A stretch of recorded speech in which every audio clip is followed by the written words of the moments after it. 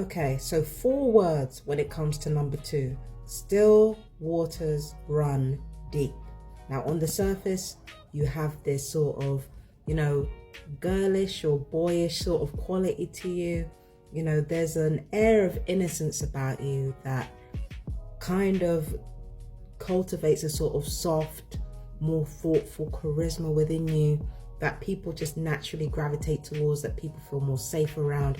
It's different to number 1, where people are intimidated, but with you, people feel welcomed. People are even pleased to be in your presence. But one thing a lot of those people don't know, though, is that for both life path number 2s and destiny number 2s, you've had to really carefully manage your own emotions around other people for differing reasons, but you've had to carefully manage your emotions.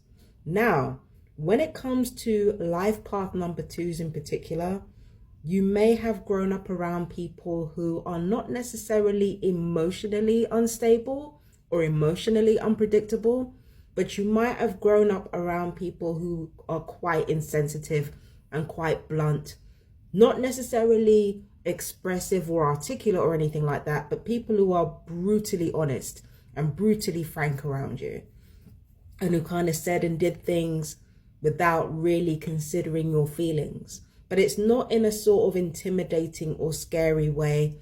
It's more in a kind of careless way, because you're surrounded by people who adhere very closely to their own truth, and they know who they are and they know what they want to do, and they have a strong sense of purpose and strong sense of destiny that doesn't necessarily revolve around their career or what other people expect of them.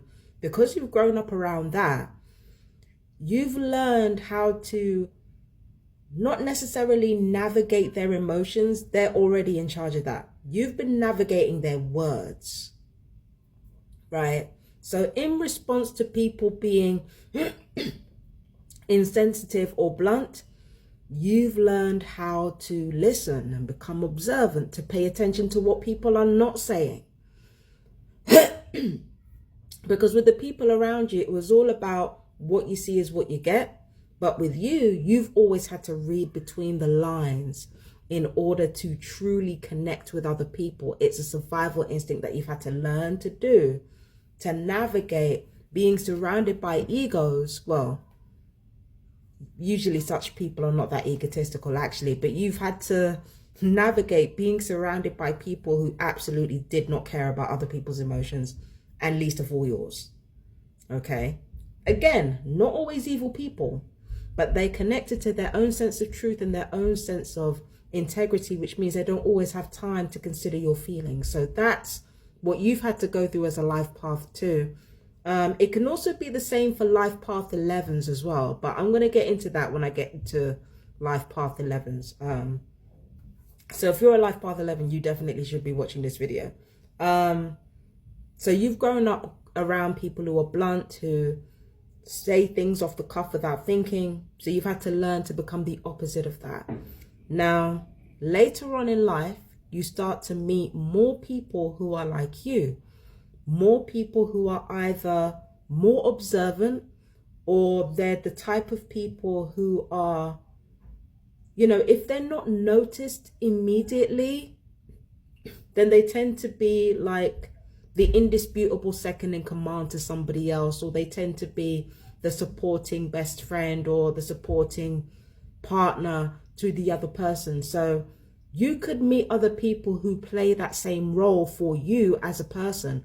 Only, unlike life path number 1, who need to be in control of their own destiny, you as a life path number 2 and the other people that you hang around, people who are like you can often kind of merge into each other, and you can kind of watch each other and observe each other. And it doesn't always mean that you like each other, actually. You're just watching each other to see what the next person does, out of this need to self-preserve.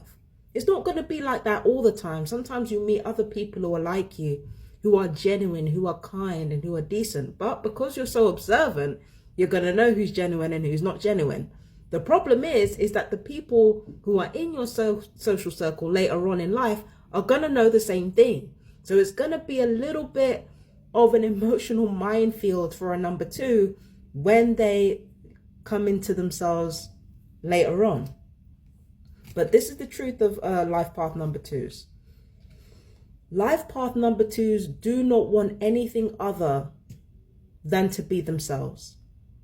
Life path number 2s want another person to shine from. They want another person to support. They want another person to form a partnership with. It doesn't have to be romantic. It can be friendships. It can be family. But the best way for number 2s to connect has always been and will always be in one-to-one relationships, or relationships that have very small groups. That is how a number 2 builds their social circle and becomes popular. They do it through connecting with people on a one-to-one level. That's how they do it. Okay? So that is basically what you want your life to be. If you are a number 2, life path number 2, or you're a life path 11-2, then you will always want to connect with other people. You will always want to be there for other people. You will always want to be a supporting partner in some way, right? But in order for you to do that, in order for you to really make the most of who you are, you have to try new things. First of all, you have to express what you want more, or at least express what's in your heart more. You have to communicate more. You have to be more honest about how you're feeling or what you're thinking and what you want from your life. You do have to express yourself more and be more honest and be more clear. Not articulate, not well-reasoned, clear, concise, straightforward. And also another thing that number 2s have to learn to do is experience new things. The best way to ensure partnerships last for a long time is to avoid being stagnant. If you're constantly traveling, finding new experiences, finding new things to enjoy, if you are keeping your experiences interesting, then the likelihood is that you will be able to maintain the relationships you already have, especially if they are healthy for you. Change is not just something that you might or might not want. It's something that you actually need. And in order to prevent life from coming in and causing continuous upheaval, you have to do a little bit of something every day that scares you or makes you uncomfortable. You have to do a little bit of something every day that makes you feel to yourself, oh, hang on, this is a bit uncomfortable, right? And it should be something that is true to who you are internally, because quiet as it's kept, number 2s, you have a lot of passion in you that you do not express and you do not let out. And it's one of the reasons why you feel the need to cling to traditions, to cling to certain home spaces. It's the deep reason why you feel the need to have stability constantly. It's because you're not honest with yourself enough and honest with your true passions enough to let them show and to let them be revealed onto the world. You're always getting along to go along. You're always making other people feel good or observing a situation so that you don't cause offense. You need to connect with that inner passion, connect with your inner truth. Let that inner truth out. Is there something that you really want to do in this life? Is there something that you're really passionate about, apart from relationships, that you want to show yourself? Like not even the world. Is there something that you're really passionate about that you want to bring forth into the world in your day-to-day life? Your daily life should be filled with passion. It should be filled with things that you're passionate about, with people that you're passionate about, that you don't have to be cajoled into engaging with or enjoying. Because if you don't let that out, it can lead to a lot of passive aggression. It can lead to a lot of unstable moods. It can lead to you clinging on to ideals and situations that are long past their usefulness. So that is something that you need to consider if you're a life path number 2. Travel more, engage in new experiences, be more honest about how you're feeling. Because vulnerability is not always about crying. It's not always about softness. Sometimes it's about saying what needs to be said. And that's it for life path number 2. I will see you in the next video. Peace and blessings. Bye bye, my darlings.